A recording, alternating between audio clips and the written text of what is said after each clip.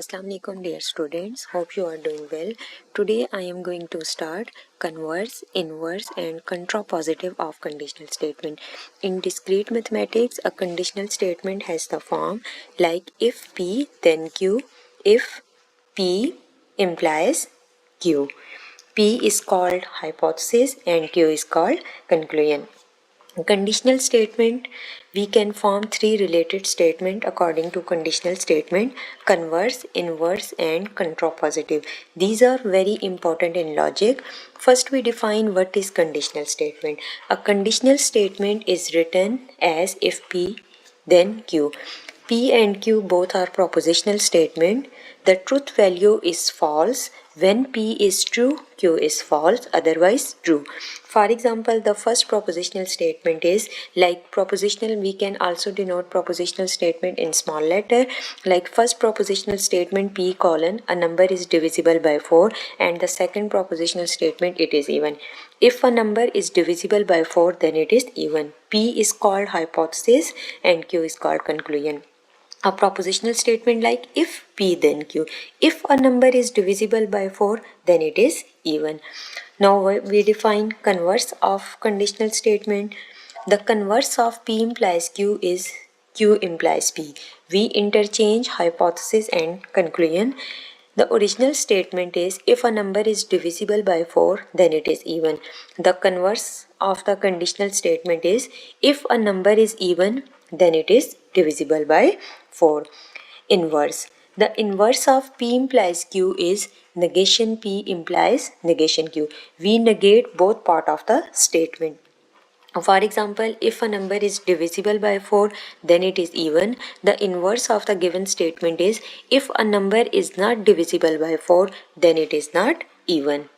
Now, the contrapositive of conditional statement. The contrapositive of conditional statement P implies Q is negation Q implies negation P. We interchange and negate both parts. The original statement, if a number is divisible by 4, then it is even. The contrapositive of the conditional statement is if a number is not even, then it is not divisible by 4. A conditional statement and its contrapositive are logically equivalent. Conditional statement and contrapositive are logically equivalent. Converse and inverse are logically equivalent. Conditional statement is not necessarily equivalent to converse or inverse. For example, अब सबसे पहले आपके पास truth table के according number of propositional statement है आपके पास P and Q. अगर आपके पास नंबर ऑफ प्रोपोजिशनल स्टेटमेंट 2 हैं तो आपके पास जो ट्रुथ टेबल जनरेट होगा उसमें आपके पास जो नंबर ऑफ रोज हैं वो आएंगी 4. लाइक 2 की पावर n की जगह पे आप 2 पुट करेंगे तो आपके पास 2 की पावर 2 इक्वल टू 4. तो आप सबसे पहले 4 को इक्वल पार्ट में स्प्लिट करेंगे, आपके पास 2 आ जाएगा. आपके पास equally number of truth values true होंगी, equally number of truth values false होंगी. जब आप ट्रुथ टेबल ड्रॉ करेंगे तो सबसे पहले आपके पास जो ट्रुथ वैल्यूज ट्रू हैं वो पहले आएंगे फिर फॉल्स. अब आपके पास जो फर्स्ट कॉलम है P का उसमें देखिए आपके पास नंबर ऑफ रोज 4 हैं. पहली 2 ट्रुथ वैल्यू ट्रू है, दूसरी 2 फॉल्स है. सेकंड Q के केस में आपके पास अगेन 2 को इक्वल पार्ट में स्प्लिट करते हैं. आपके पास first truth value true, second false. फिर आपके पास यहाँ पर Q के केस में फिर third truth value true false, like alternate sign के साथ ट्रू फॉल्स ट्रू फॉल्स. अब आपके पास सबसे पहले कंडीशनल स्टेटमेंट को लिखते हैं. कंडीशनल स्टेटमेंट आपके पास क्या है? P implies Q. अब आपके पास कंडीशनल स्टेटमेंट के केस में आपके पास क्या कंडीशन है? अगर आपके पास फर्स्ट जो ट्रुथ वैल्यू है वो ट्रू होगी, सेकेंड आपके पास फॉल्स होगी, तो वो आपके पास क्या आ जाता है? It is false otherwise true. अब यहाँ पर देखें फर्स्ट ट्रुथ वैल्यू ट्रू है, सेकंड आपके पास फॉल्स है, it is false otherwise true. अब सबसे पहले कन्वर्स के केस में आप क्या करते हैं कि इंटरचेंज कर देते हैं हाइपोथेसिस को कंक्लूजन में और कंक्लूजन को हाइपोथेसिस में, लाइक Q इम्प्लाइज P. अब यहाँ पर आप Q को फर्स्ट कॉलम कंसीडर करें, P को सेकंड. कंडीशन आपके पास क्या है इम्प्लीकेशन की? अगर आपके पास फर्स्ट ट्रुथ वैल्यू ट्रू है, सेकंड फॉल्स है, it is false otherwise true. Negation means not. अगर आपके पास ट्रुथ वैल्यू ट्रू है तो फॉल्स आ जाएगा, अगर फॉल्स है तो true. Negation P negation Q आप करते हैं. अब यहाँ पर ट्रुथ वैल्यू ट्रू है तो फॉल्स आ जाएगा, यहाँ पर भी फॉल्स है तो ट्रू आ जाएगा, ट्रू है तो फॉल्स, फॉल्स है तो ट्रू.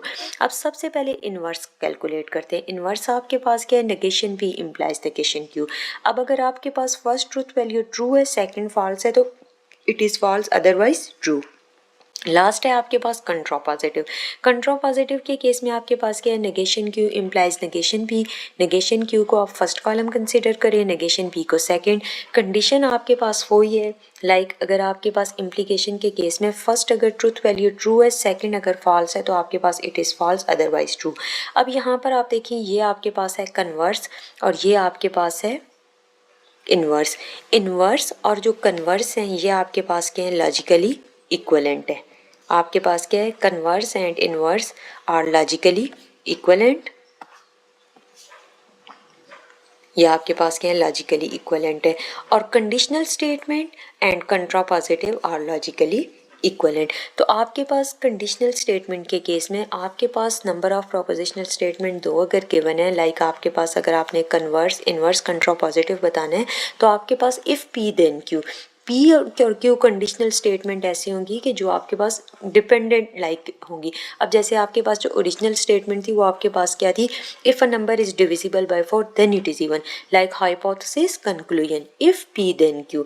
तो आपके पास अगर 2 प्रोपोजिशनल स्टेटमेंट हैं, जब भी आप उसको कंडीशनल स्टेटमेंट के अकॉर्डिंग राइट अप करेंगे तो आपके पास क्या आ जाते हैं, if P then Q. First जो प्रोपोजिशन है वो आपके पास है number is divisible by 4, second आपके पास क्या है, इट इज़ इवन। तो ये ट्रुथ टेबल के अकॉर्डिंग देखें तो आपके पास ये जनरल ट्रुथ टेबल है, आपके पास क्या आ जाता है, कन्वर्स और आपके पास इन्वर्स लॉजिकल इक्विवेलेंट है, कंडीशनल स्टेटमेंट एंड कंट्रापॉजिटिव और लॉजिकल इक्विवेलेंट। कुछ आपके पास क्वेश्चन है like if a number is prime then it is greater than 1। अब आपके पास देखें जो स्टेटमेंट है पी वो आपके पास डिपेंड कर रही है second proposition, if a number is even then it is greater than 1। आपके पास सबसे पहले इसका इन्वर्स कन्वर्स क्या आएगा, पोजीशन चेंज हो जाएगी।